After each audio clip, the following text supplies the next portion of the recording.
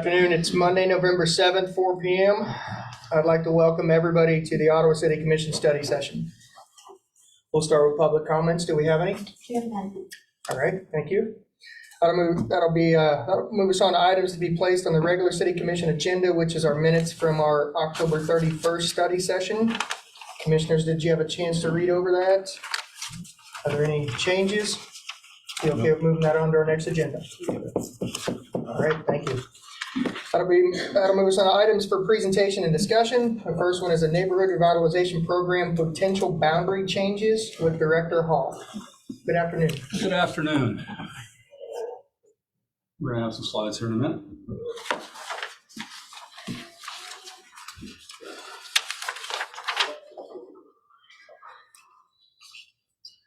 I'll go ahead and get started. So over the past year, we've received suggestions about adding properties to the neighborhood revitalization area.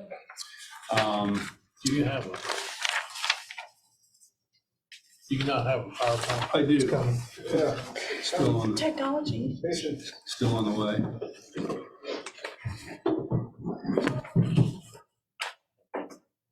So in the packet, there's a memo and there's a map. The map shows the location of the 5 properties. Keep in mind that any construction that has begun before the date these are added, that construction is not eligible for the tax rebate. So if you amend the boundary now, it's not retroactive. So in the past, we've brought boundary changes to you. I don't believe we've come to you before. We went to the NRP committee, the review committee. In this case, we have 5 of them. So we thought it wise to get your direction before going to the neighborhood revitalization program review committee. And what we'll do is, with your direction, we'll go to them, and then we'll bring the changes back to you to make the decision, to make the final decision. Keep in mind also that boundary changes also require the approval of the governing bodies for Franklin County and USD 290 per the interlocal agreement for the NRP. Something also, the review committee has expressed some interest in reviewing the tax rebate levels in the NRP.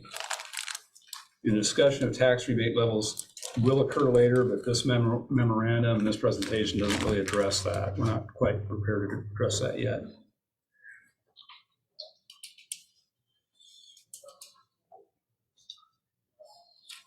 Could you go to the, I think it's the previous slide.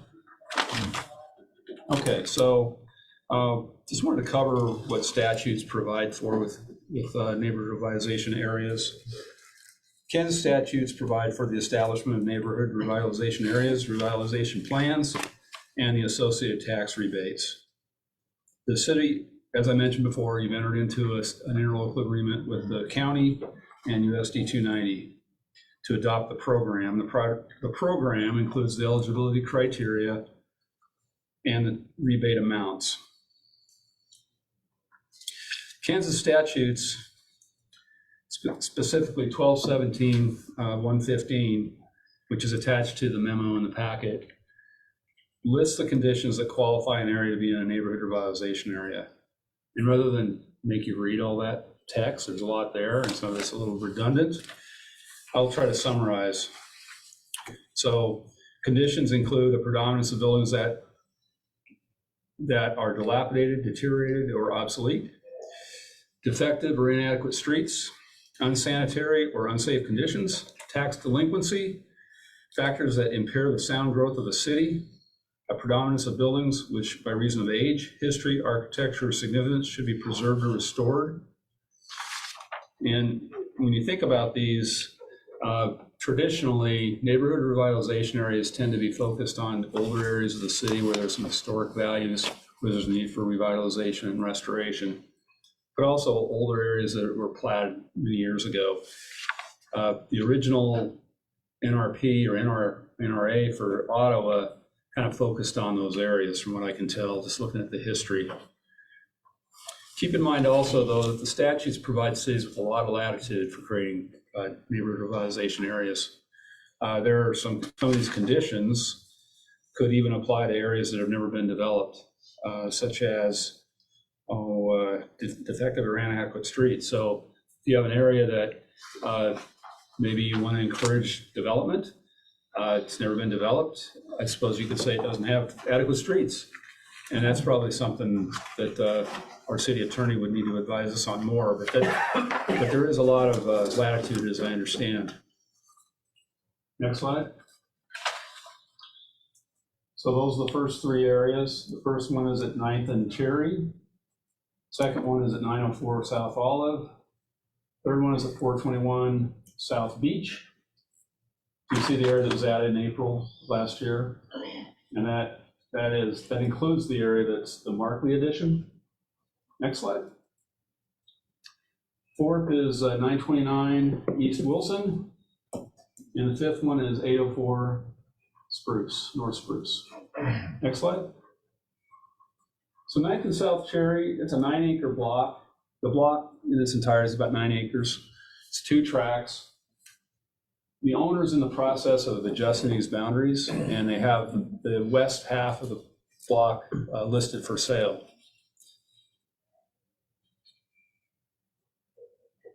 They're splitting up the land in other, right? They're splitting the land. They're splitting it. It's ownership going to be of land. more or less split down the middle. It might not be perfectly split down the middle. The east half of this block is covered by the 100-year floodplain.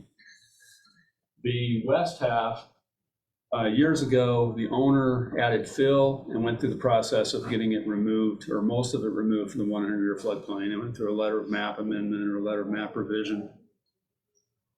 This area is surrounded on 3 sides by the boundary. It has a lot of redevelopment potential or development potential where it's located. It's a few blocks east of Ottawa University. It's zoned for single family, duplexes, and even triplexes. It's in a housing opportunity overlay district. And so we are recommending that this be added. Next slide. So can you hold on a second? Sure. Can you go back to that? So why are we not looking at the other areas that are not that are not yellowed out? I mean, if Burroughs we're, and Highland? yeah, why are we not looking farther east and south and talking about those at this time? We certainly could. So at this time, it's one of those situations where do you stop considering? Because there are a lot of adjacent properties you could consider, but no one has come to us and said, hey, we want to be in the neighborhood revitalization area for this location. What I would recommend is that if we start doing that, we do it in a more comprehensive fashion and just gather more information. If that is the preference of the commission, we can certainly do that. Well, if part of the deal is to kind of motivate people to, do some work there, to get some work going on there, some construction, I would certainly think that, I know beach for sure. I mean, that the 421 beach was discussed multiple times about possible purchase, but it's not in the neighborhood revitalization. So that might have been a factor of why it sat on the market for a little longer. So if we can be proactive instead of reactive, we could certainly knock some of these out during that discussion instead of, waiting down the line and then talking about them at that point. Yeah, so the block to the east, it more or less looks like that today. The south half is not really, it hasn't been developed with more homes. If you go to the block to the east of that, there have been a lot of mobile homes added to the south 1/3 of that block. The south half of those 2 blocks is in the 100-year floodplain. It's zoned for mobile homes. The mobile homes that have been added to that other block were installed at a level so the first finished floor was above the base flood elevation. So there's some redevelopment potential there. That's something we could add.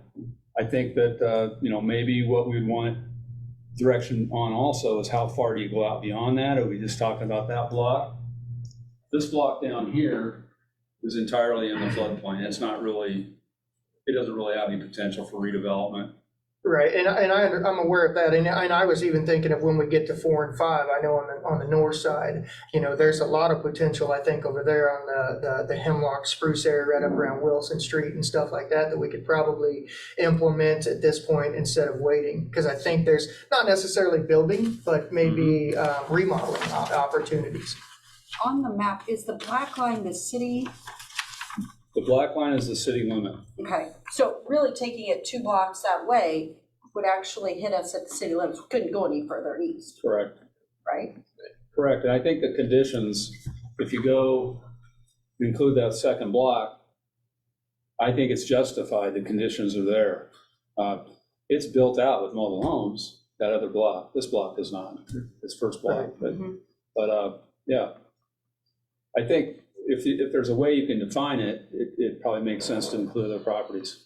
But doesn't it have to be permanent structures, I would guess, for the neighborhood revitalization? I mean, that's mobile home park right now, so how would they qualify for NRA if they? I don't think they're necessarily excluded. I think it's, I would have to look at the details, but my understanding of the program, well, I can answer that question right now if you want me to. So, Mr. Kaler, if you take that to boroughs, the city limit line is actually Lincoln. over on Lincoln. Yeah, that's what Yeah, she was talking about. Yeah, I was just pointing to what he was, just taking it all the way to the city limit Well, line. Let me answer your question, Mr. Skidmore. And maybe it just requires more to look at more. I mean, it just appears as though if we're going to take in that part, It doesn't necessarily Almost exclude punitive not to. mobile homes or manufactured homes.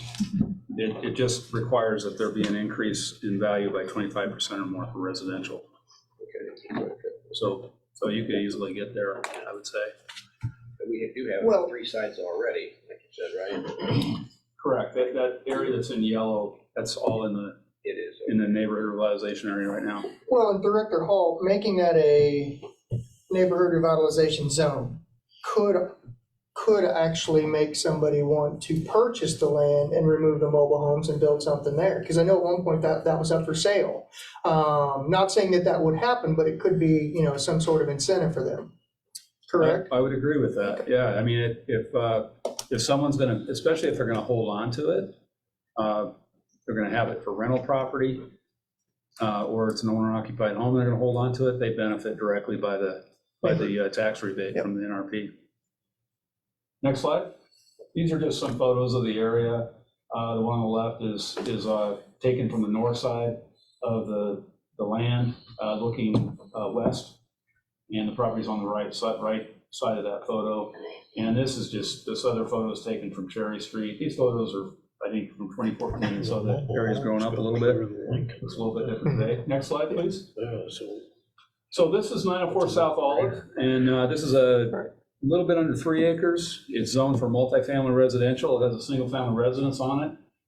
This might look familiar because early in the year, they applied for a neighborhood revitalization program tax rebate. They were deemed ineligible because they're outside the boundary.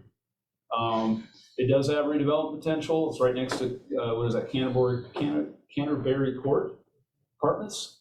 And so our recommendation at this time is that this be added. Consider that the land to the north has some development potential. I don't know all the details behind it. Again, the recommendation is kind of based on the idea of what can we do relatively soon without really getting into a lot of analysis of all the areas around the perimeter of the NRA. Well, this one map shows that it is in the NRA directly north of this house. So that's Olive, going north and south. So this map, Not the whole. what this NRA map, or this map shows, Yeah. it shows that this is in. Oh, it is in it, okay. That is I believe that's a mistake, that's an error. Okay. So I that's, think in reality, the way I read there's a description that was adopted with the program, and it leaves that in doubt. But it's still contiguous with the existing boundary. And that's just a photo of the property looking in a southwesterly direction. and so since this isn't retroactive, of course, we just said that. What's the purpose of adding this house now? Is there for future improvements? I would say, given the size of the property, it has potential to be developed at a higher density, more intensity. We're trying to promote housing development. It's zoned for multifamily residential. And this is a rental house, right? I don't know that. I think it is. If I remember right, do you remember Commissioner Kaler? No, but I'll look back. I'll take that, but, I mean, I am even in favor of, when you look at the map, just expanding back to the city limits. I mean, Yeah, it's not much more Well, sorry, it's gonna take a minute. on that side. you have some statutory requirements, so you just want to make sure that you meet the statutory Sure. requirements. And that, I know that Mr. Hall's gone over this with the city attorney as far as these meeting the statutory requirements. You could conceivably do the entire city, but you just gotta be careful. Yeah. Next slide, please. So this is 421 South Beach. As you can see, it is contiguous with the boundary. I took a closer look at the map and the area description after I wrote the memo, so that what's in the memo might not be entirely, it might be a little misleading. It says it's contiguous on a very small part, but that's the actual boundary.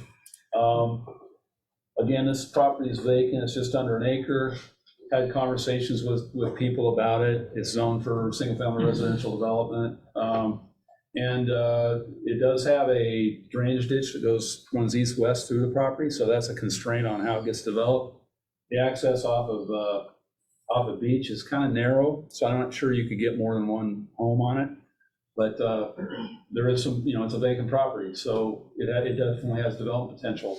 I'd say the lots around it really don't. They're pretty fully developed. There are no vacant lots Utility barn is right up here. immediately adjacent. Could they be included? I suppose they could be, but this could be included by its own. It wasn't recommended because of the conditions around it. But I'd say it's a borderline case. That view on the right side is taken from beach. The property, you can see it, the property is kind of behind these houses that are shown in the foreground. So I guess the concept would be someone could put a driveway right there, or in the narrow area, and then build behind there, one home, or not necessarily. They certainly can do that, and that actually has, I believe it's been sold, it's been bought and sold, and or it's been sold to somebody, and I spoke to that person and kind of have an idea of what they want to do with it. That was a few months ago, but.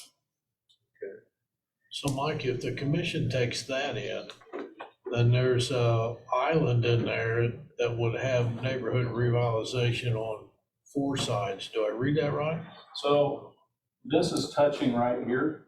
So this one would not be an island. Well, I It's meant touching right this. there. Oh, you mean this? Yeah, Yeah. there's 2 homes. Yeah, so it might make sense to just include that. I'd say it makes probably more sense to include this than this over here. That's actually a vacant parcel, but it's landlocked.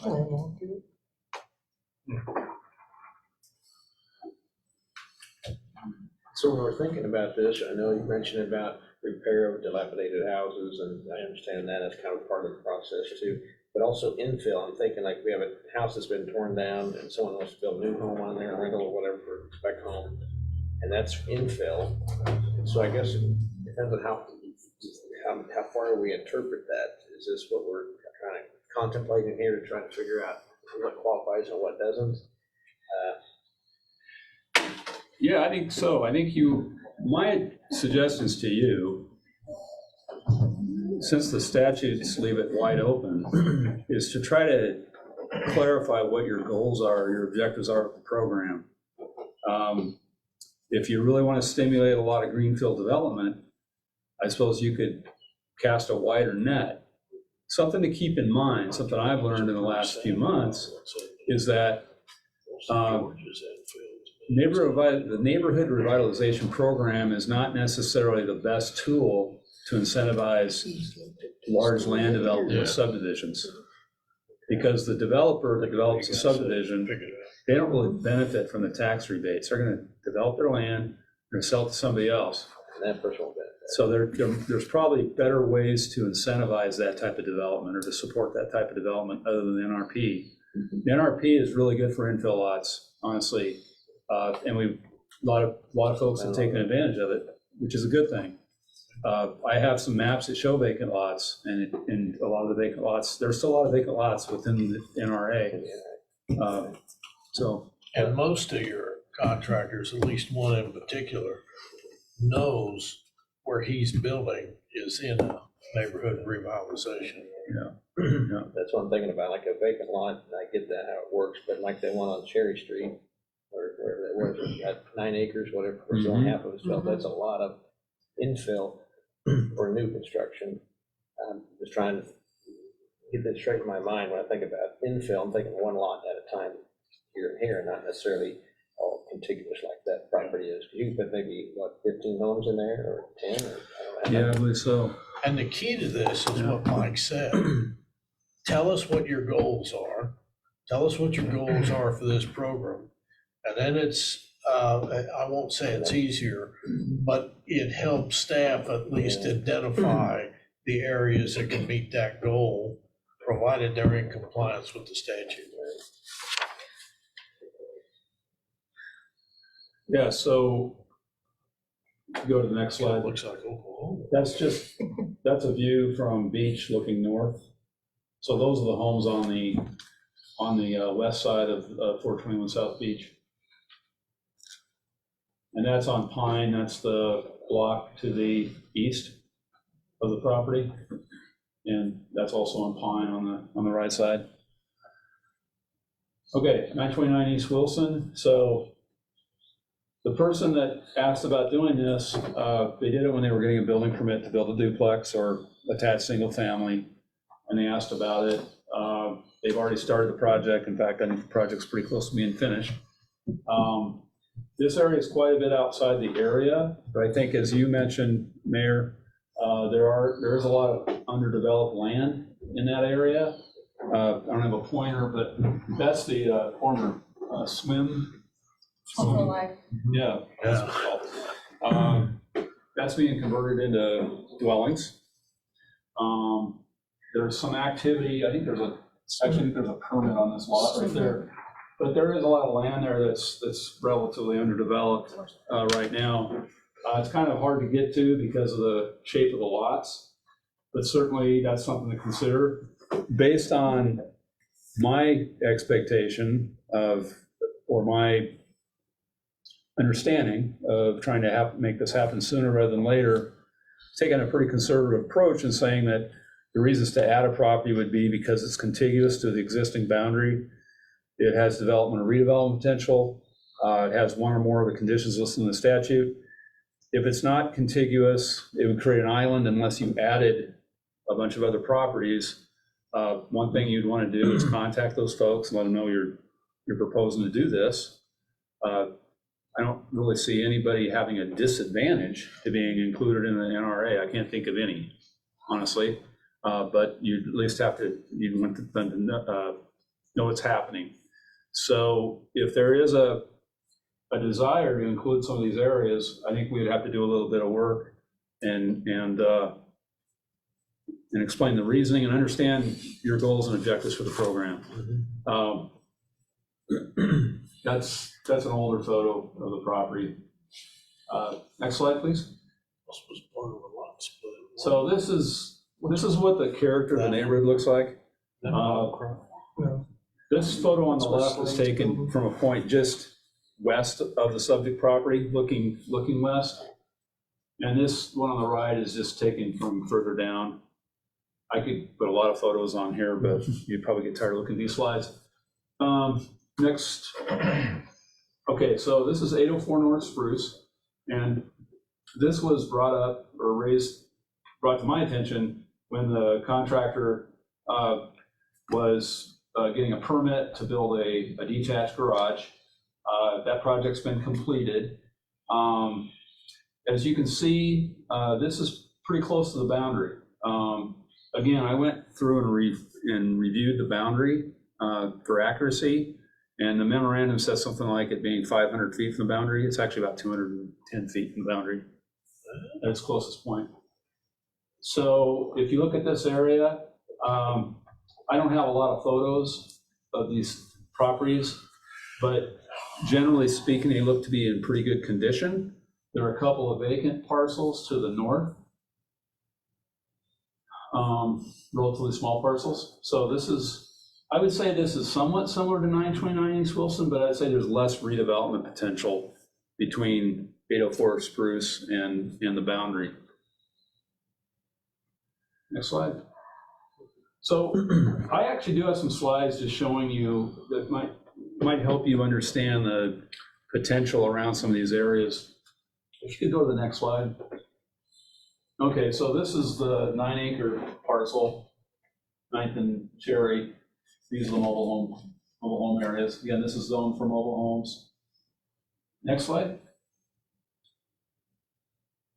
That just shows you the vacant sites in the area. So there are some vacant properties. Those are already in the area. Those are already in the neighborhood area, or excuse me, neighborhood revitalization area. Next slide. So that's where the property is located right there. As you can see, this is a large area of vacant property. Next slide. So that's 421 South Beach. There's not a lot of vacant there. That's that landlocked parcel. There's one over there. That's already in the boundary. Within the boundary. Next slide. Okay, so this is the area we were talking about, 929 East Wilson. These are vacant, but they are already within the boundary. Those 4 parcels right there. So these don't show up as vacant because they have houses on them, even though they're large, kind of underdeveloped properties, and they're in this area here. This area there. And then 804 Spruce, North Spruce is down here. You can see the two vacant lots there. This is the location of the Evanwood subdivision, which was recently approved by the Planning Commission. Hasn't gotten to you yet, but will someday. I think that is it. That gives you an idea of the vacant parcels around there and what the potential is for that area.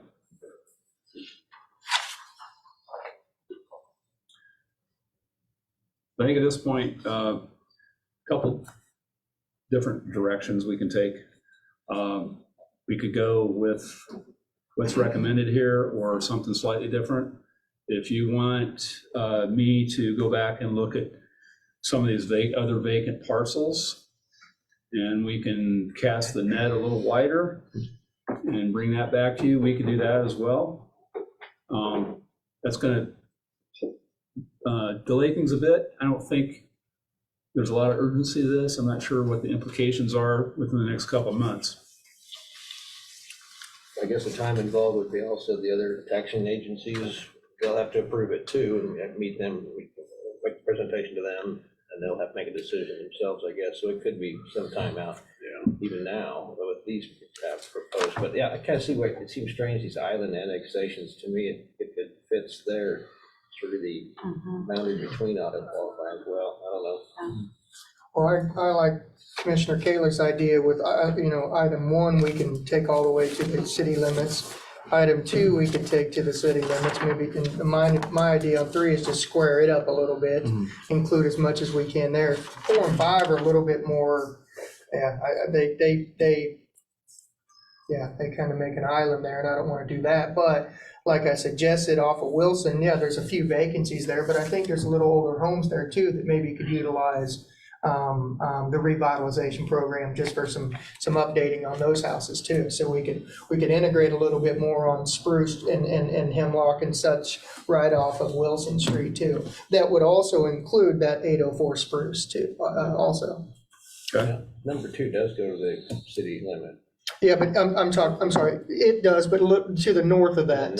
Where it's not in there, we could kind of, include that white spot right there on our map That's right. and just make that part of the NRP too. Go up to West, was it West Eagle? Yeah. Eagle, all the way up Yeah. to West 7th Terrace.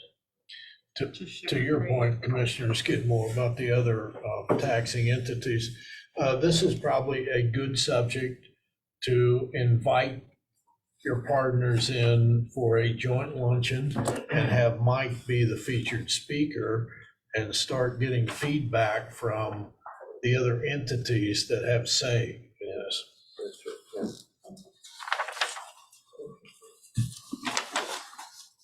Good idea. If they don't like it, we can stop, we don't need to waste any more time. Well, I don't know if it's that cut and dried. The entity that it directly affects is the city. It does affect the others because what you're doing here is increasing valuation and they get the benefit of that. So it would be just a lot nicer to have them get their ideas on the front end rather than the back end. We actually, as a committee, as Mr. Hall had indicated, we actually had conversations about this last time, and representatives from the county and the school district, we all had some input on that, talked about that we would go back to our governing bodies and have that discussion. So I appreciate Director Hall having that conversation for me.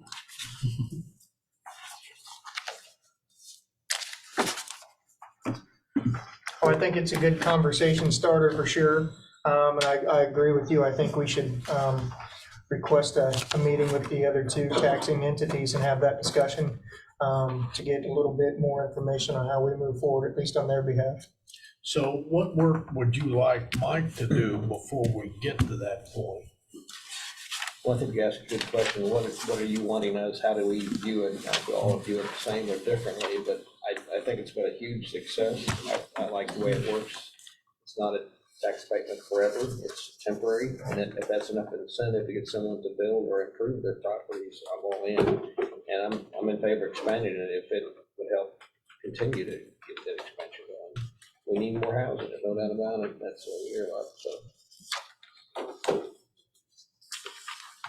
Yeah, I agree. I mean, like I said earlier, I think if we could include some of these other parcels that are just outside of what you're requesting at this point, that'd be wonderful. And maybe even think a little farther out, if there is more that we can include, now's the time to do it. It might incentivize some construction at that point, since it's already there at that point, instead of, after the fact. Before you schedule a meeting with your partners, do you want Mr. Hall to come back with how the map would like if you expanded that out? And if he had some recommendations on how to expand that even more? I think that's a great suggestion. I think we could do both of them. I think we could concurrently try and schedule something, knowing full well that Director Hall will do his part. And we've already started to try to schedule a meeting with the committee. It worked out well. But if we need to not do that and have a joint meeting, we will not do that. We won't go Well, I forward. don't think you ought to bypass your committee. Yeah. Because hopefully they have gone back to get feedback. Yeah, okay. But in the end, it's not the committee that makes the most important vote. It is the governing bodies that make it. Thank you. Thank you. All right, that'll move us on to item 2, which is a water utility rate discussion with Director Landis and Director Tharp.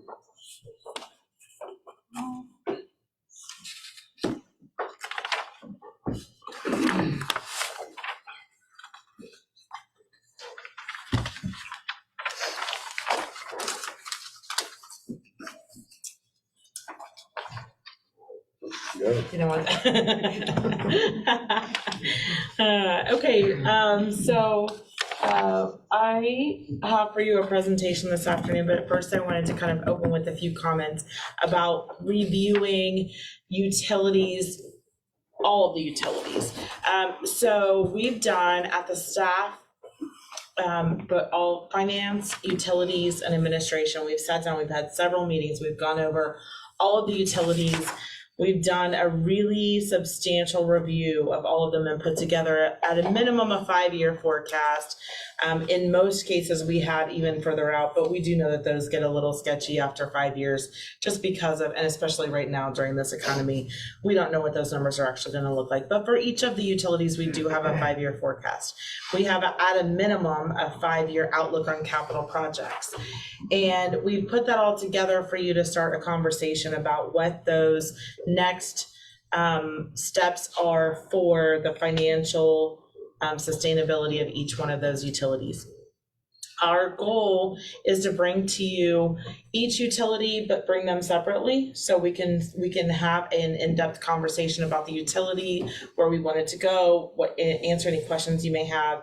So we've set up the schedule so that we will spend 2 study sessions talking about each utility. It also means you don't have to cram it all into one day and then try and advance that to fit it in within a month. So this will put us into December on maybe making some final decisions, but it does give you an opportunity to take a look at each one individually. So today's the first of our 2 study sessions related to the water utility. And the last rate increase that we had for the water utility was 2018. And next slide, please. What you'll see is what that has done is that we've created a situation where our expenditures are outweighing our revenues. And the result of that is that you have a declining cash balance. Now, one thing I want to tell you here is that in no case ever would we allow a cash balance to obviously be less than 0, but we wanted to show you the effect of what happens if you continually have this 5-year plan on how we can operate our utility, but you don't have the revenues to cover it, right? So it is a rolling issue from year to year to year. And at no point will you recover if we don't do something. So that's the point of this chart here, is to show you that our message to you is that we need to do something, and that we want to show you what type of plan strategy we have for the water utility in order to make a decision on what that next step is for those rates. The targeted expenditures, this is important, this will appear on another slide as well. So our fund balance policy says that we will target somewhere between 15 and 20% of our expenditures. Now, what I learned in a most recent rating is that the rating agency actually calculates 15 to 20% of your revenues. Those numbers are slightly different, but in either case, I think as long as we pick one, our policy, and that's what we're targeting, that's what we should try and work towards. In this case, that would be between the $750,000 and $800,000 mark in any of those 5 years. And that should be the rolling fund balance that we have every year, and that would be considered our reserves. And then that would also indicate to you that your revenues are covering your expenditures. In this case, you can tell that that's not happening. Okay, next slide, please. Is that last column 2027, I guess? Sure. I just saw a typo name. Is that correct? You got two 2020. No, 226s in there. It's a split Oh, I'm personality. so sorry, it's actually 2027. Ground dog year. It's just a long, long year. We're gonna do that over. That's nice. Always want to do Great. over. I'm sure you'll find that on more than one slide. When was the last time that we actually hit that target balance? I don't actually know the answer to that. Okay. I'll go back and look and see if I can find that.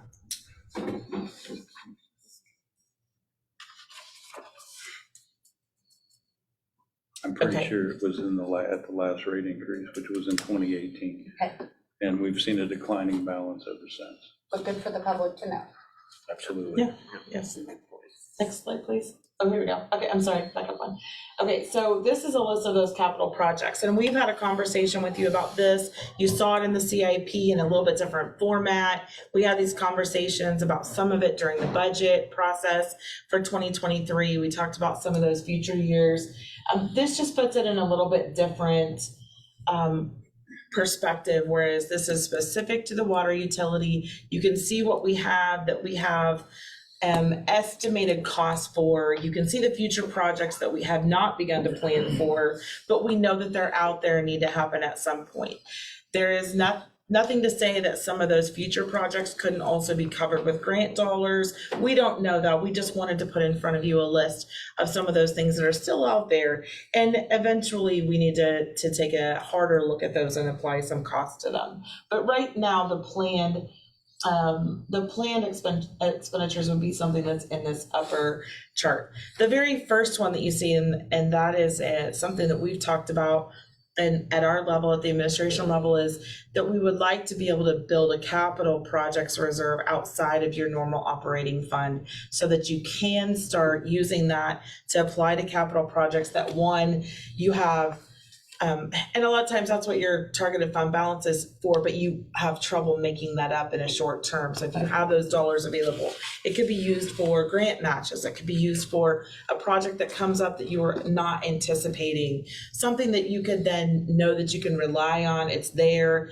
We would always try to maintain a certain balance in there that'd be outside of your regular fund balance. It is calculated in here. It is something we could take out. It would adjust your numbers slightly, but in no one year would it actually make a difference enough that it would correct the fund balance to meet your target. The other items that are in there are something that you've already seen. The $50,000 for an equipment replacement is just a standard static amount, making sure that there's money in there so that we don't have to continue to lease purchase or so some of those are wish things. Again, if we don't have enough funds in that utility fund or enough cash in there, all of those things are things that we have to back off of. We have to adjust our plan, we have to adjust our operations. If there's not enough cash in there, those things can't happen. Next slide, please. So when we started looking at this, we took a look at, okay, how do we get to a number that might start to build an ending fund balance based on what we know we need? And we looked at 3 different options, one being 7%, 10%, and 15%. We wanted to go from a lower to highest range to try and see what it would generate. This top chart, if you look at the very first line, we talked about that our demand charge in the water utility, we really need to add $1 to it. We need to start increasing that little by little. That demand charge is something that is applied monthly to a customer bill. So it only generates a static number every month, right? So it is never going to be your end all answer to your deficit in the fund in any one year, because you only have so many customers, and because we have a smaller utility base or customer base, number of customers, that will only be a certain amount every year. So if you can see that it just basically a base calculation of $1 per year generates $63,000. So each year you would add an additional $1 in our scenario here, and that's how much cash it would generate. And we did do a 7%, 10%, and 15%. But if you were to just take a look at the middle line, which is the 10% increase, if we were to add that increase to our user rate that exists right now, that's how much cash it would generate. So year over year, it would begin to really start to add up. But as you can tell, in years 1 and 2, it doesn't, you don't generate a lot right away. It does take some time to build over time. What it does to your bottom line is below. And so if we were to, this is calculate the 10%, we chose the middle column to just show you what that financial impact might look like. So that ending balance does start to generate something in 2023. Your ending balance, it does decline some in 2024 because we had more capital projects planned for 2024. Again, we'd have to take a look at, planning some of those out a little differently. But if you look at that bottom line, it does start to build over time. And it does finally really, really catch up in 2027. However, keeping in mind, we probably don't know all of the large capital projects that would occur from 25, 26, 27 and beyond. So I don't know that that's that we're being flooded with cash in any one year. I believe that that's just because we don't have those projects planned out quite yet and know exactly what that impact might be in some of those out years. So that particular table, that's the financial forecast with the 10% increase and the $1 annual demand charge increase? Yes. So it's both combined. It's both. Mm-hmm. Yes. That gets where our target ought to be, it looks like, from your previous slide. So it doesn't, it actually only generates, well, if you look in the blue highlighted line, the 432 in 2023, the 105 in 24, and our target still remains the same, because our expenditures haven't changed from the first table to this table, so 20% of those expenditures is the same. So we're still looking, we're still a couple of years out from being able to build towards that targeted ending balance, but eventually we will get there, and that is if you stay consistent over time. Everything being equal, which it's not, especially in this economy, but at some point, everything is cyclical and it will start to level back out again. Do you just looking at these operating expenses being less in 2024 and 2025 than it is in 2023? So there was a couple of large projects and things in 2023. When I went through this line by line, so every line item that's in the fund, and those things that were special one-time things, like I believe that there was 2 projects at least in there that were one-time things that might have been a couple of $100 that total. And so when those are only done the one time, I didn't forecast those out for the future years. So yes, your actual operating expenses did go down, but your capital dollars went up. So for instance, we only had 115,000 in capital projects in 23, but we have 512,000 in 24. So they do start, it really is pretty level throughout the years. But that's the difference between the 2 lines. Dennis, what was our increase in 2018? Do you recall? I don't know off the top of my head. I think it was 3%. Don't hold me to that, but I believe it was 3%. And we had done, I think what we refer to commonly as inflationary increases. And so we had done, that was the last of about 5 years worth of that. And we've talked, I don't know how many times about, we need to be doing those ongoing. Well, now we're 4 years out. And if we'd have been doing those 2 or 3%, we wouldn't be here talking about 10. And so I think that's important for y'all to recognize, is that it's been 4 years since we've seen any kind of increase, and it has gotten us behind. And I do want to say that when we met together as a group, we have looked at this from a variety of angles, right? We've looked at it from the operational side, from the it's just numbers side, and from the customer impact side. And all of those things are really important, because when you talk about a percentage increase, that number sounds really high. Next slide, please. This is what the actual impact would be to your customer. And I think this is important because this probably tells a little bit better story, or a little more of a palatable story. The very top table is actually the amount for water service for each of these categories per year. So in the first line, this would be a residential service that only uses 1 CCF. A lot of times this might be your single person, what 1 CCF, 1 person home, low amount of water usage. This is what right now they would be spending on water. That'd be the 207.96. If you were to look over to the 10% rate increase column and come down here to our table, that's actually $28.32 per year that a $1 demand charge plus a 10% usage rate increase would be for that person. If you have a family of, I'm going to say 4 to 6, because it just depends on how much water they use.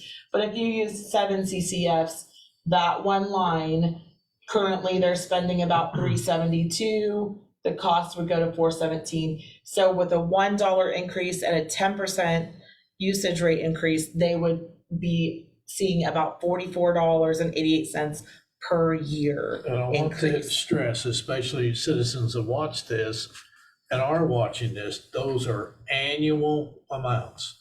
Divide them by 12 to get the monthly. Increases negligible Yes, in that case. yes.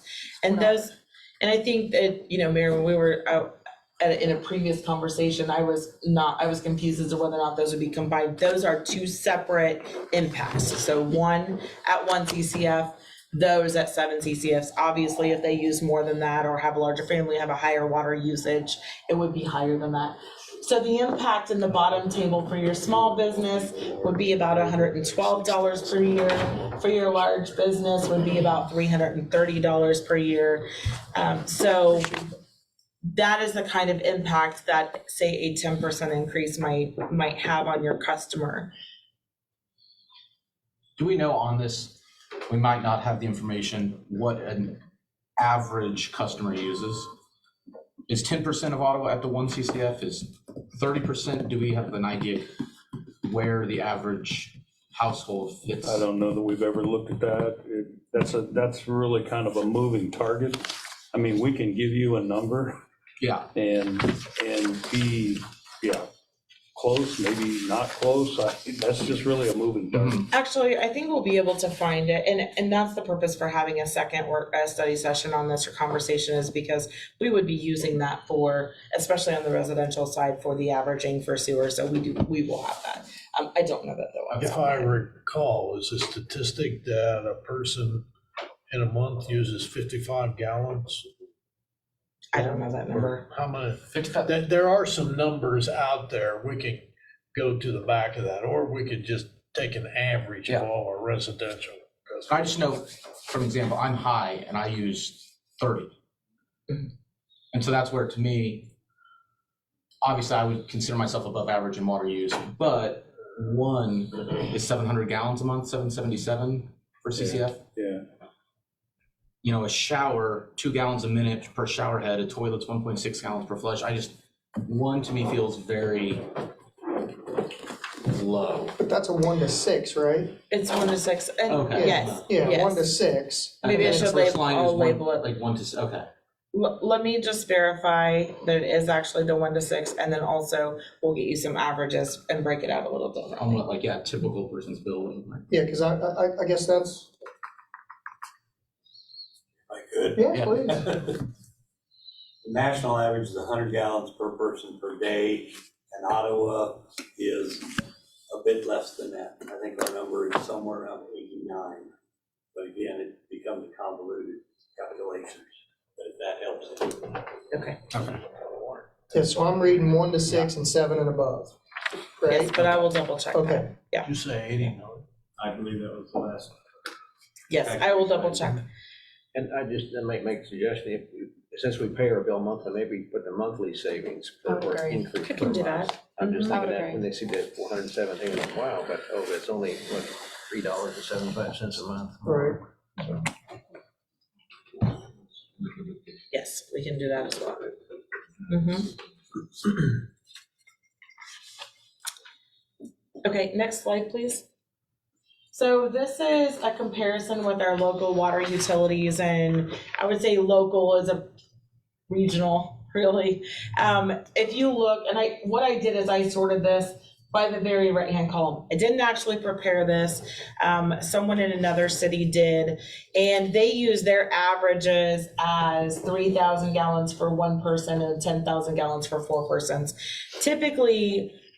Not typically, some utilities go on per 1,000 gallons, that's how they bill. A lot of water utilities do. We do not, but everything in this chart has been converted to gallons. And again, it's because they did it and I did not. I did steal their work. She knew, but and I do appreciate the work that they did already. But so by sorting just this very right column, with everything else the same, with our base rate and our unit rate combined for a monthly bill, this is a monthly charge. That is where we fall out of all of those utilities. We would be the lowest billed utility for water. Not that makes a difference for our customers, but I know that sometimes we like to look and see where we are in relation to like water utilities. And so I think that it's there for reference if it's helpful to you, great. So with those numbers, our unit rate per 1,000 gallons, is that because we're just so much lower for the base rate and other places charge a higher base rate? Does that include some gallons? No.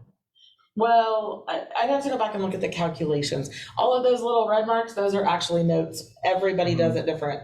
So when she converted based on, she took all of that into consideration and did a calculation on everyone's to try and get to both of the right-hand columns. But again, I didn't sort it by the one person, I sorted it by the four, just based on what was provided. And I think, commissioners, while this is a good thing to see, I think the most important thing we've already looked at is we're not meeting our expenses. And if we're not meeting our expenses and we're not able to do any kind of capital project, we're just absolutely running way too far behind. And not only are we not able to do a capital project, but if we had an emergency that were to happen, It could be a problem, yes. Yes. it will be a problem. It will be a problem. Yes. We're pretty creative, that's why I said it could be. I know, but I'm just saying. And to further your point, it takes a long time for even a rate increase like this to generate cash to be able to compensate for some of those things. And so getting started earlier and then continuing along the way is also helpful. Next slide, please. This is just a timeline of what this process might look like in our conversations. Our plan is to just talk about it today, to talk about it next week. If you need more time to talk about the water utility, we certainly can.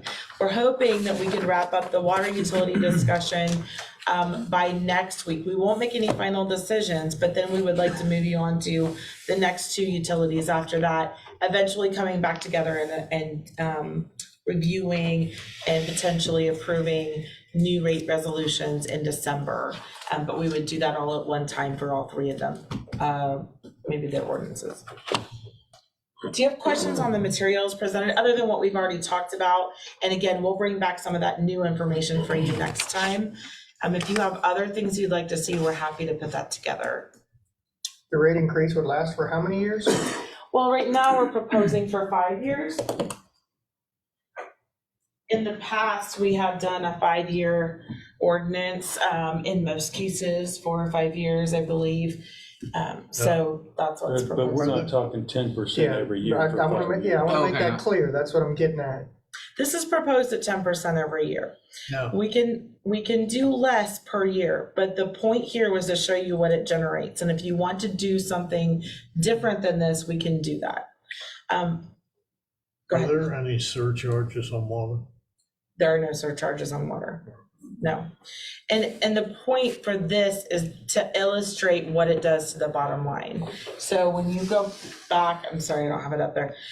When we go back and we look at what that looks like in the bottom line, 10% only generates $220,000 per year. So if you generate $220,000 per year in year one, you only generated $220,000. And then so you can take 5% off of that, you got $110,000 after that. So just as an illustration, we can prepare it in multiple ways for you to look at as well. Is there, I oftentimes hear from individuals that their utility bill is confusing to understand. And so that annual demand charge that we have, that dollar annual demand charge, is there any value into just rolling that into the rate and not making it so?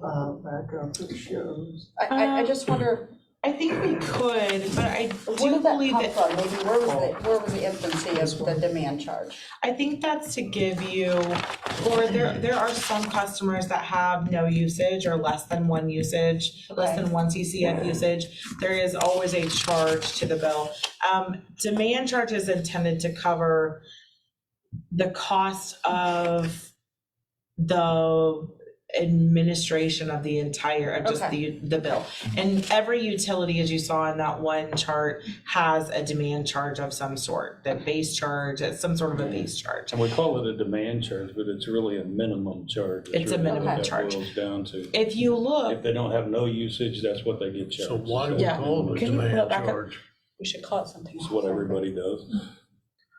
Well, We can call it whatever we I just can call it tell you minimum. to that. Well, and so what I was gonna tell you was, if you look at that chart that shows all of the other utilities, some of them, they charge a really high or a much higher minimum charge, but they have lots of customers. So when they have lots, if you have 500,000, 100,000 customers, 50,000 customers, even 20,000 customers, you're generating a much higher revenue source from that base demand charge every month. And that makes their usage charge, their unit rate charge lower. So it's kind of a handle, I mean, it's one or the other, but in the end, you're trying to generate the revenue that you need, and we can do that in a combination of. You said 10% per year. Now we're jumping at 10% and then we're leaving it there. Not 10% per year increase, are we? No, We're this is looking at proposed at 10% per year. per year. Oh, wow. So it's talking about 40% by the time we get done with this.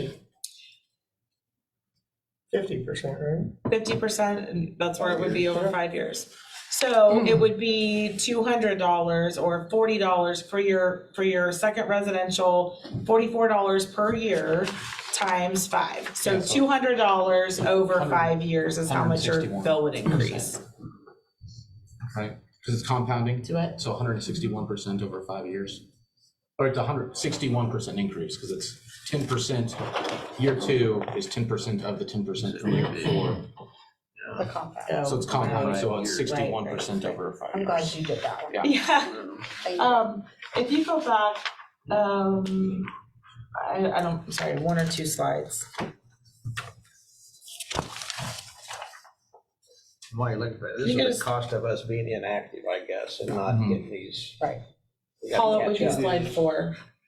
Well, and the other side of that is, and I don't think I have to tell anybody Thank you. who's tabled this, but everything that we do today is at least triple what it was 2 years ago. And this is where we get at that point. So if we could just take a quick look at, let's say the 2025 column, right? So that's 3 years out. If you look at, and that 10% is going to generate $900,000. Your expenses without your capital projects, your operating expenditures are already $600,000 shy of where they need to be, right? And then we have an additional $250,000. One, you already have a declined zero balance that you're rolling over from year to year. And then you add back those expenditures, but you're only generating the 900,000 above. So you only get a bottom line of 391,000. So the numbers are just a math calculation at that point on this chart. The difficulty with what you said is, okay, 10% over 5 years is making up, you're making up a lot of lost time. We don't have to go out that far. We could go 2 years and see where we land and come back and revisit. We could do 10% for 1 year, start declining it over time. We could do 10, 8, 6, 4, whatever you want to do. We can see what those different scenarios might look like. Right now, I understand that that it makes it difficult to have that conversation. I get it. And we still have 2 more utilities to talk about. So we supply most of the rural water districts in Franklin County. Does this increase get passed on to them? The increase will get passed on. Yes, In they, what way? Just the base rate? Or in is each it- of this, the usage it- rate and the base. So demand charge. is the rural water district calculated like they were a customer at 1528 South Oak? Yes. So they are being billed exactly what their usage is that comes through their meter. Okay. So here's a couple of other things to consider. One, a 5-year look is a tough look anyway, because we don't know exactly what things are gonna cost 3 to 5 years. We don't know what else might come up in 3 to 5 years, and we don't know if some of these things might go away. off of our plan. We also know that we want to take a look at our declining rate structure, which is also a piece of why we probably are where we are. We also need to take a look at how we're billing all of the outside utilities. All of those things need to happen. We have not done any of those other pieces yet. So those are all still yet to come, the rest of the story as far as utility review goes. Is there any way of knowing if we proceed with this 10% per year, where we would fit in the local utility rate comparison?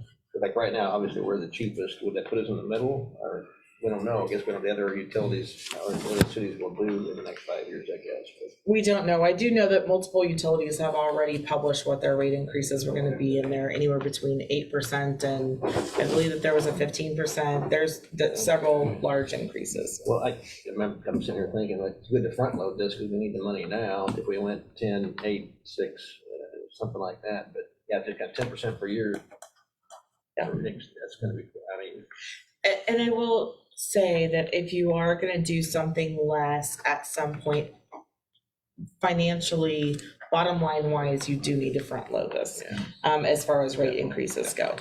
That may not be the case on the other two utilities as much as it is in the water fund.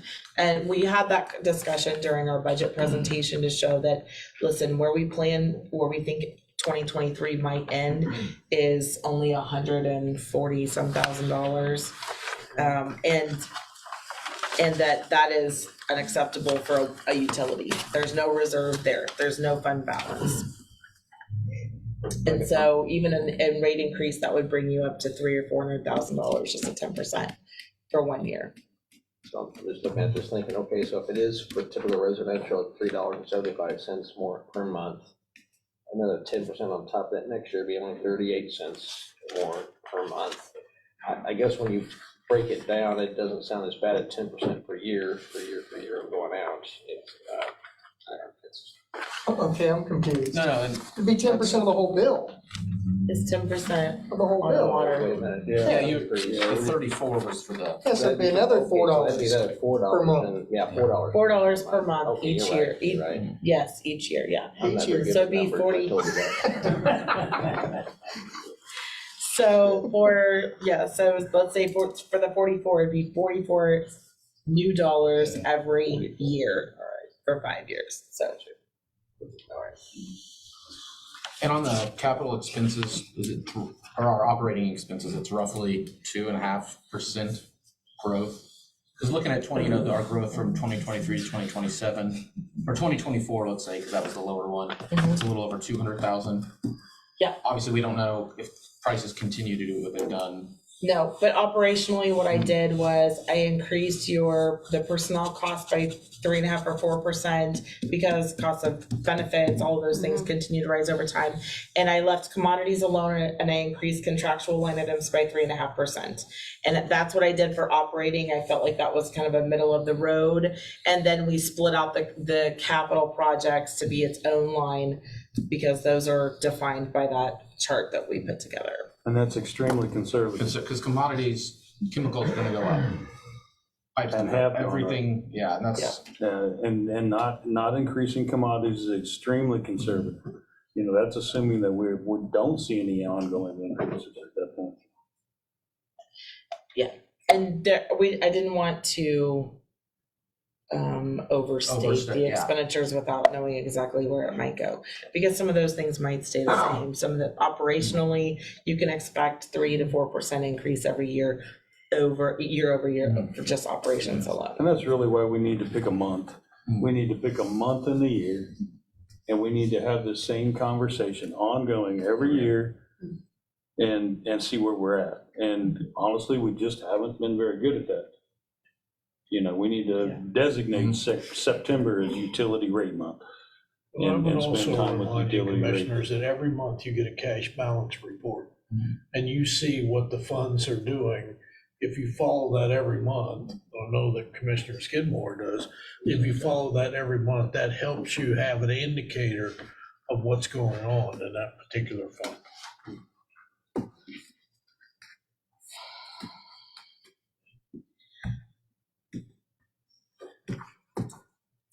Keep in mind that that list of capital projects included the 200,000 every year to build $1 million outside of your fund balance. It included money for equipment and vehicles, which may or may not necessarily be needed. It was put in there as part of the planning tool. Those things can be moved out. There probably are some capital projects we need to take a closer look at. The reality is those capital projects aren't just a wish list. Most of them are probably things that really do need to be done. And we did spend several years kind of scaling back on not just operational costs, but moving out some of those larger capital projects. If we can finance them, we'll do that. If we can, in some of those, I've got them financed as opposed to just paying straight cash. A cash payment is what drops your balance significantly in any one year. So we do, we can go back and spend more time on that. I think ultimately in the end, it doesn't drastically change your ending fund balances. So Melanie and Dennis, what would you like to know from the city commission before you come back next week? I think if there's any other data, if there's any other calculations you want to see, that would be helpful to us. And then we can have more conversation. If you want to see it in different scenarios, we can do it that way. Right now, I have a couple of questions that, when did we last hit our target fund balance? And what's the average household usage? How does that pan out? And what we provided to you, is it 1 to 6? Is it 7 and above? How might that look for something? We might provide a few more categories there, a few more calculations. Break it down between not just annually, but split it down to monthly so you can really see what it looks like. And then we'll do that. I'm thinking we'll add a 5-year column that as we change those, you can see what the impact is to any one customer over 5 years. Yeah, that'd be a good decision. Yeah. Yeah, and then are there other things that you'd like to see? Would you like to see us do kind of a declining structure? So maybe with a 10% in year 1, do something different, declining over time. Do you want us to propose it in a smaller period of time?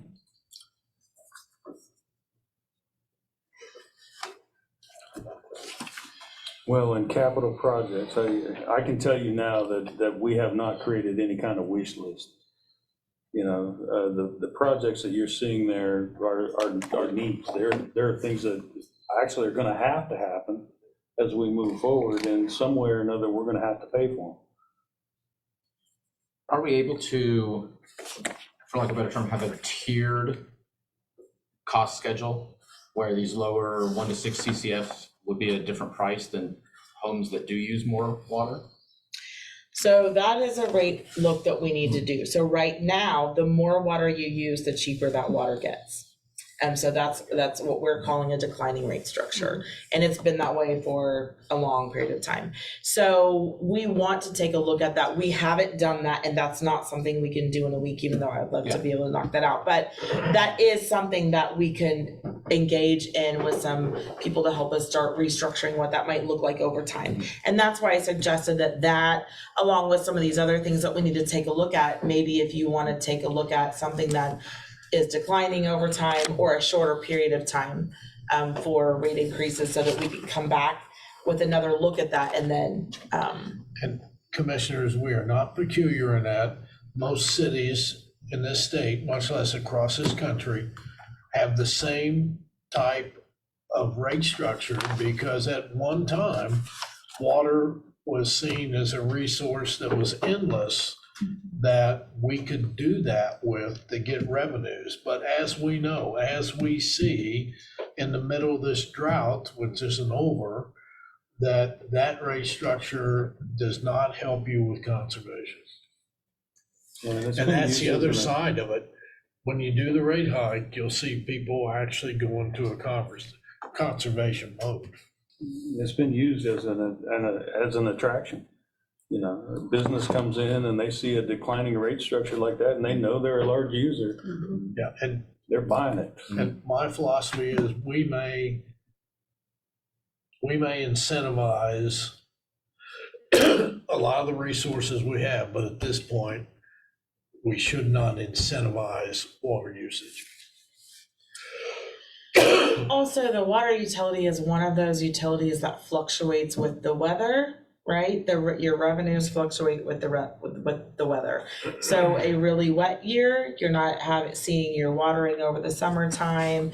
Also an extremely dry or hot year, you're also not seeing the watering. So, you know, it does tend to be cyclical and something you have zero control over. So your revenues, this is only based on what does it look like today based on historical numbers? What do we think that might look like off of this year's numbers? And it is not taking into effect the fact that we might have a really wet or a really dry season. All of those things are things that we did not include in here.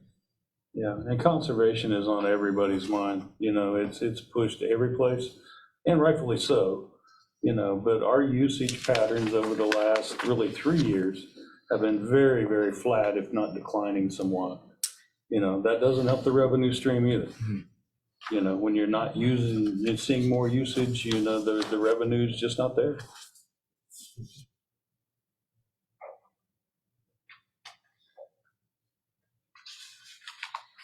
Are there other things that you would like to see that might be helpful to you?